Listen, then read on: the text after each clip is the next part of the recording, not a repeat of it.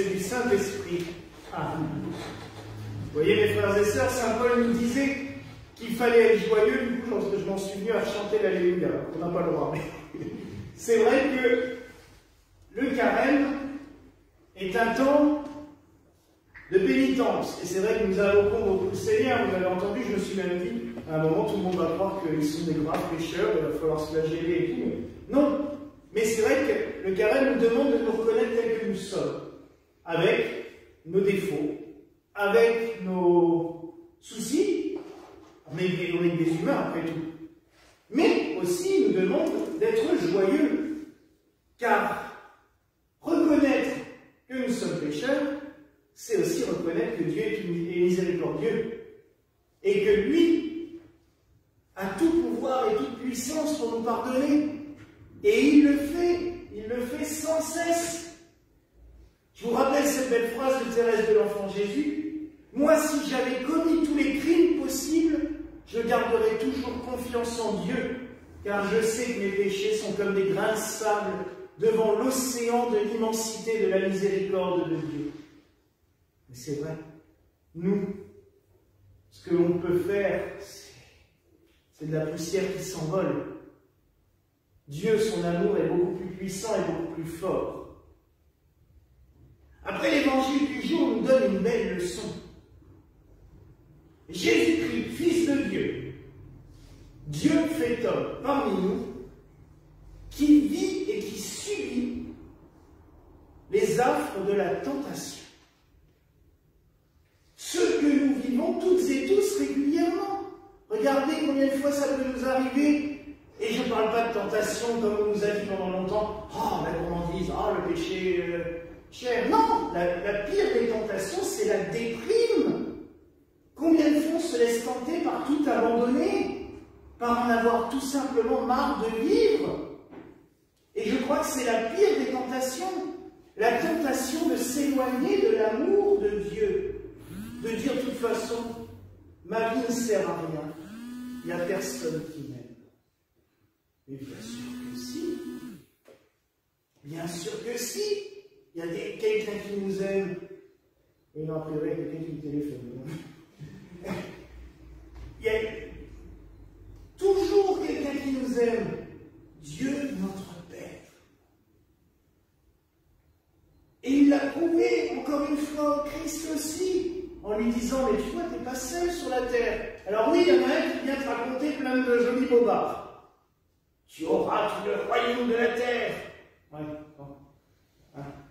Comme on dit souvent, les promesses n'engagent que ceux qui y croient. Et là, avec celui-là, c'est bien ça. C'est encore pire qu'avec les politiques. Avec le diable, c'est encore pire. Il n'y a que celui qui croit en ces promesses qui est engagé, parce que l'autre, il n'en a strictement rien à faire. Et là, c'était exactement ça. Il promet au Christ. Et puis, on remarquerait quand même à quel point il faut être tordu pour aller voir Dieu et lui promettre d'être plus fort que lui. Non mais, quand on y réfléchit, aller tenter le Christ, il fallait quand même oser le faire. Il l'a fait. Bon. Mais pour nous montrer que nous aussi, nous pouvons être tentés. Nous aussi, nous pouvons avoir des moments où on se dit, oh, est-ce que ça vaut le coup? Est-ce qu'il n'y a pas mieux? Bah oui. Vous savez, maintenant, ça va, on a des belles assemblées tous les dimanches et tout, mais au début, il y a 15 ans, quand on était 2 ou 3, un samedi tous les mois, puis un samedi tous les 15 jours à Wolfisson, ben, je peux vous dire qu'il y a des fois où je n'étais plus tenté de rester chez moi. Hein. Mais de se dire, bon, est-ce que ça vaut le coup ce qu'on fait? Et je lui ai même dit des fois dans la prière, est-ce que ça vaut vraiment le coup de te servir? Je ne sais plus, moi. Puis c'est à ce moment-là que vous avez une petite grâce qui arrivait, qui vous disait, oh, t'arrêtes, lui, je suis là. Mais c'est normal que tu aies la tentation d'arrêter. C'est normal, c'est naturel. Et regardez le Christ, ça lui est arrivé aussi. La veille de sa mort, il va aussi dire à Dieu, oh, si seulement je pouvais y échapper.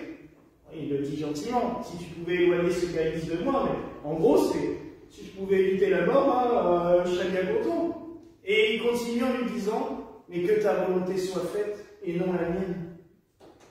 Servir Dieu. C'est ce qu'il nous demande, mais Il ne nous demande pas dans une forme d'esclavage complètement imbécile. C'est ça qui est beau avec le Seigneur. C'est qu'il ne nous demande pas un esclavage, allez, faites ce que je vous dis, coup de fouet. Non, un esclavage d'amour. Tout ce qu'il nous demande, c'est d'aimer comme lui nous aime. Waouh! Ça, on peut bien le faire. C'est quand même pas compliqué. Et pourtant, l'être humain reste rebelle.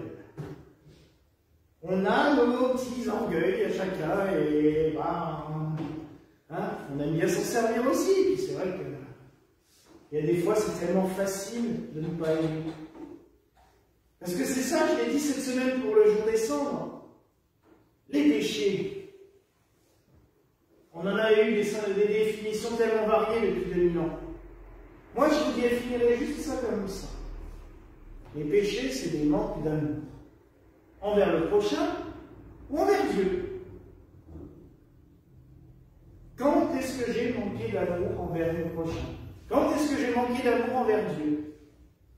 Et là, vous verrez que c'est déjà énorme. Et cette folie qu'on a eue pendant longtemps de différencier, de classer les péchés en fonction, est-ce que c'est grave, est-ce que c'est pas trop grave, est-ce que c'est moins grave? Et ça, Bossuet avait eu un discours qu'il avait fait devant le roi et toute la cour à Versailles, le jour de l'enterrement de la reine, en disant, mais quoi? Vous passez votre vie à calculer si un péché est grave et tout, alors que le mot même de péché devrait vous faire trembler. Alors oui, c'était l'époque, on parlait un peu plus violemment, on frappait du poing sur la chair, on criait, mais tout simplement, j'ai manqué d'amour envers Dieu, j'ai manqué d'amour envers quelqu'un, et il y a un péché même encore plus grave. Est-ce que je n'ai pas manqué d'amour envers moi-même? Le Christ nous le dit à plusieurs reprises. Aimez votre prochain comme vous-même. Est-ce que je n'ai pas manqué d'amour envers moi-même?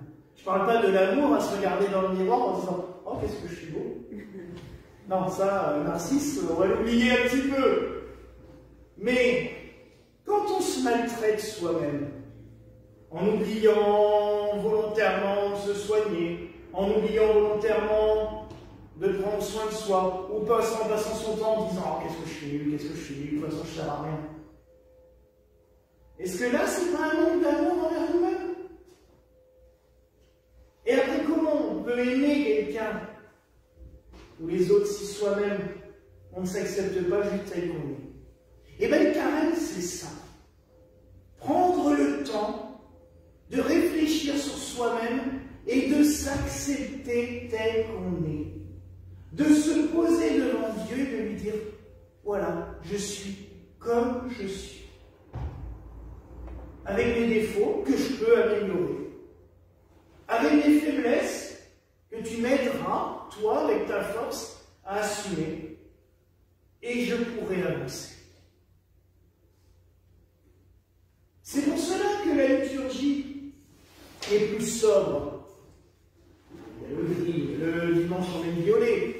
La semaine c'est tout en gris, c'est encore plus triste, mais encore. Je trouve que je regardais cette semaine, je disais que la couleur grise n'était pas si moche. Et je l'ai dit mercredi décembre parce que le gris, dedans il y a du noir, mais il y a aussi du blanc.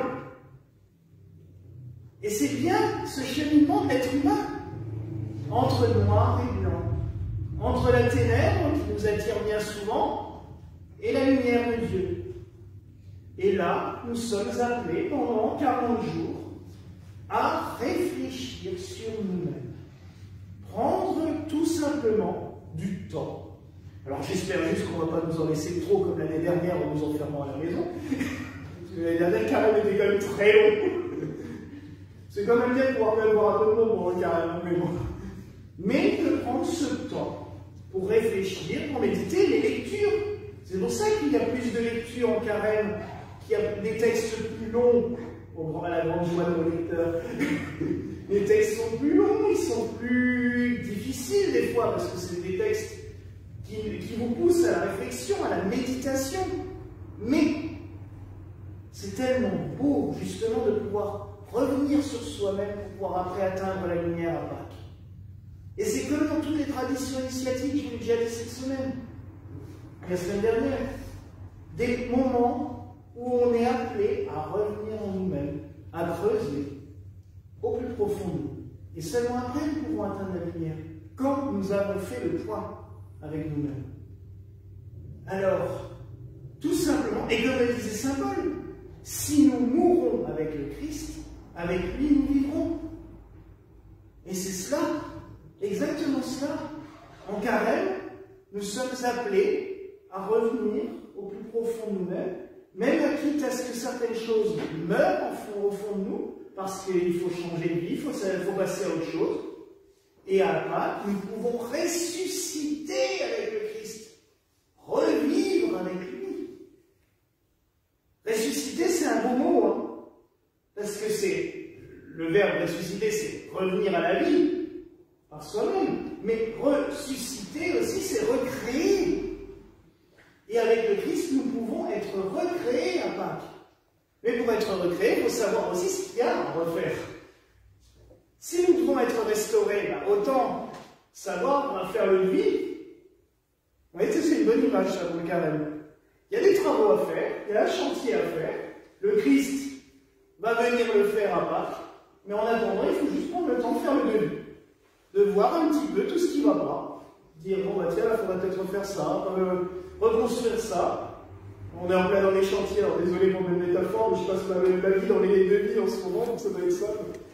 C'est ça. En fait, le carême nous permet tout simplement de faire la réunion de chantier, point. Se dire, ben voilà, il y a tout ça à faire. Seigneur, aide-moi. Il y a tout ça à construire. Viens à mon aide. Et à Pâques, oui, nous pourrons être neufs. Nous pourrons être restaurés. Nous pourrons être ressuscités. Voilà la grâce, mes frères et sœurs, que je nous souhaite en ce jour. Au nom du Père, du Fils et du Saint-Esprit. Amen.